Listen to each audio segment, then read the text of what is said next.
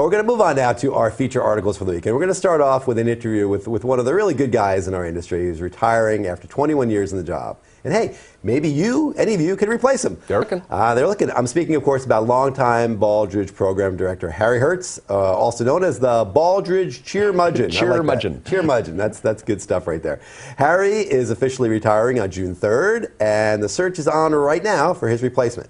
To find out more about the state of the Baldrige program and what the organization is looking for in the next director, we're joined now by the man himself, Harry Hertz. Welcome, Harry.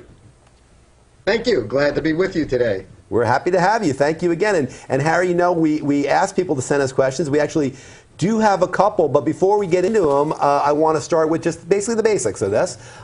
What does the job of the Baldrige program director entail? What goes into that? Well, basically, the program director is leading a program with international reach.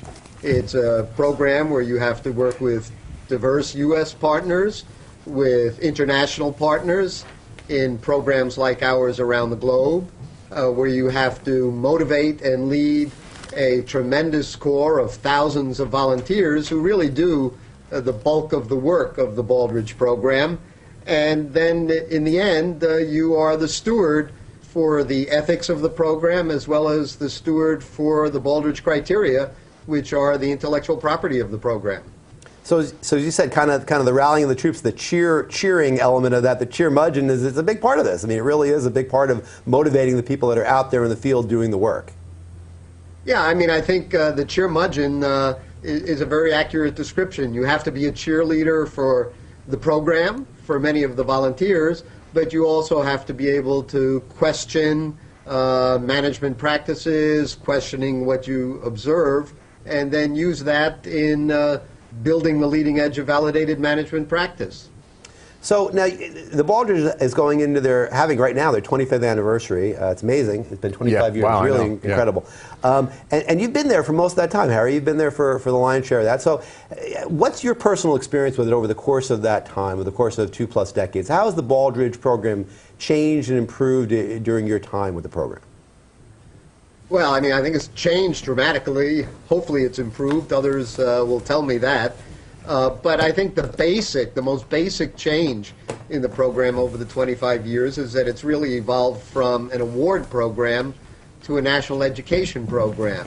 So in the early days, we focused strictly on the award process and identifying award recipients.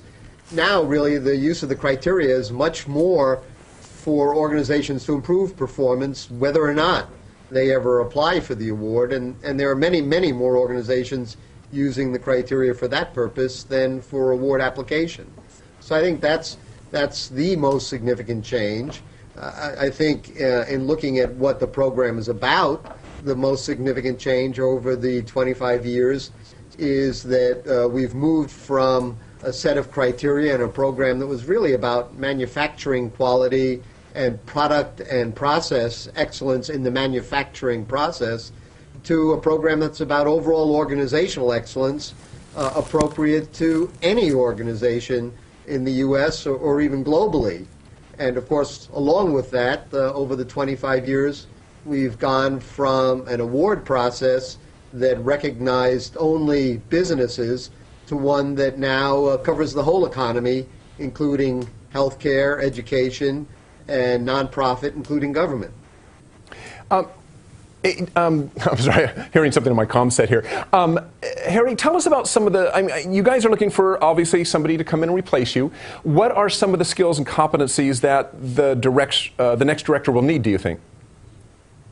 Well, I think, given our current funding situation, the next director will certainly have to have entrepreneurial skills to work better in development of new products and services that we can offer to the economy, basically. In addition, as has always been the case, the new director will have to be a community builder, obviously working with all the diverse communities we work with. The new director will have to be effective at communication in all sorts of different audiences. And the new director will have to be the criteria steward, as I think I already mentioned. So that director is, in the end, the person who's responsible for defining the criteria which we say reflect at any given time the leading edge of validated management practice. Finally, I think the new director, as I believe I was, is responsible for the ethics of the program, because obviously with all the proprietary information we see and with the large community we work with, we live or die on the ethics of the program, and fortunately we live based on the ethics of the program right now.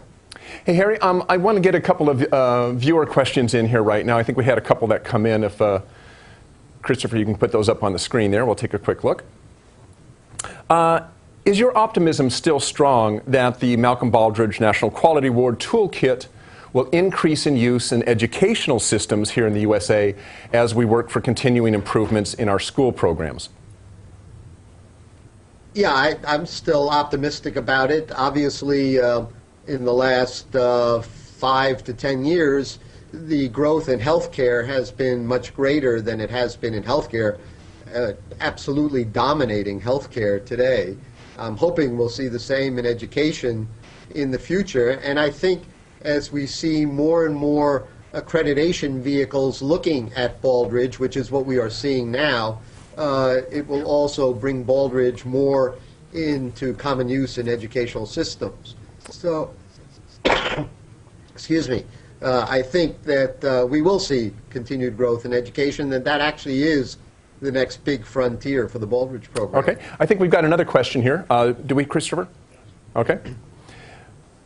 As the Baldrige Award and related tools building quality opportunities moves forward in the years to come, do you see increased uses by small businesses?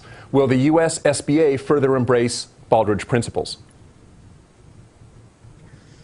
Yeah, I mean, we've always seen strong use by small businesses. A lot of that comes through the state programs, because obviously small businesses have much more opportunity for networking and learning and impact within their geographic domain, within their states. So I think we'll continue to see that. We have been working with the Association of Small Business Development Centers, which of course works very closely with the Small Business Administration, and are looking to strengthen our partnership with them and to strengthen the offerings through the Small Business Development Centers that relate to Baldrige. So I think we will see growing use in small businesses.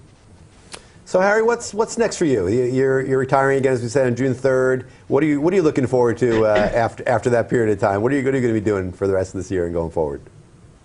Well, first, I think I have to at least plug what I'm going to be doing between now and June 3rd, and one of the things I'm really looking forward to is our 25th anniversary Quest for Excellence conference, which begins a week from now, April 7th through 10th. So I hope I'll actually get to see many of your viewers at the conference and be able to talk to them personally. So after June 3rd, what's on the radar screen? Excuse me. It's okay. Wow, having a... You're getting all choked up about it already. Yeah, I'm getting all choked up about it. So after June 3rd, I'd like to do some teaching. I enjoy interacting with college students and MBA students, so I'd like to do some more of that. I want to spend more time with my grandchildren, and I plan on continuing to stay involved with Baldrige. Obviously, when you've given so many years of your life to the program, you want to see it continue and thrive, and you want to be part of it. Hear, hear. Well, thanks, Harry. Thank you again. And yes, we remind everybody to look out for the Quest for Excellence Conference in April. And I believe we have linked Harry's Baldrige post about this, and you can check that out below the player page right there. And I think that within that Baldrige post, Harry, I think that there's methods for people to contact the organization if they're interested in chatting about your job going forward. There is. Great. Well, thanks again, Harry. We really appreciate you joining us. Thank you for many, many great years of service to the Baldrige. You've really been somebody that we all look up to, and that's right. We thank you for joining us. Well, and thank you for the opportunity once again to chat with you. We'll talk to you soon. Thanks, Harry.